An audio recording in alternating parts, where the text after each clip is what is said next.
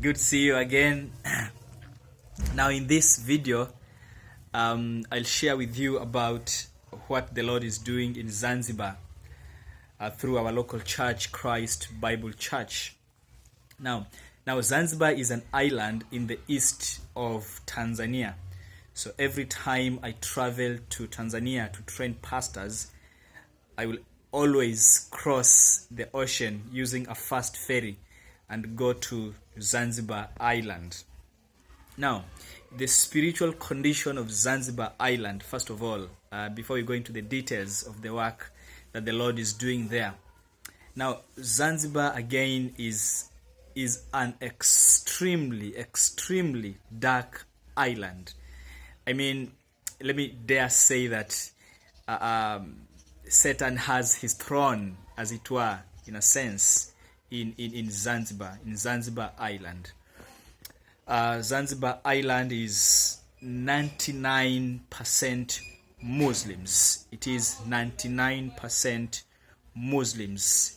The Arabs, the Swahilis, the Hindus, and the Zanzibaris, 99% Muslims. The 1% church, quote unquote, in Zanzibar, the remaining 1% church it's just terrible. It's just terrible. It's the Catholic Church and the Lutheran Church, and of course again the Charismatic Chaos Church, Health, Wealth and Prosperity, Teaching and Preaching, Word of Faith kind of teaching and preaching church. Yeah, so Zanzibar is extremely needy, very needy, but also very hostile. It being a Muslim-dominated island, it is extremely hostile. So I have made 3 trips to Zanzibar, and God willing, in the next 4 days, God willing, I will make my 4th trip.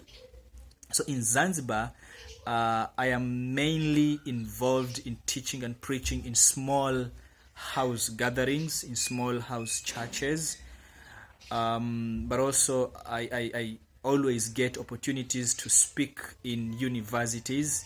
There is the Mwalimu Nyerere University in Zanzibar. There is the Zanzibar State University. There's the Zanzibar University. So every time I make a trip there, I will speak, teach and preach in those universities.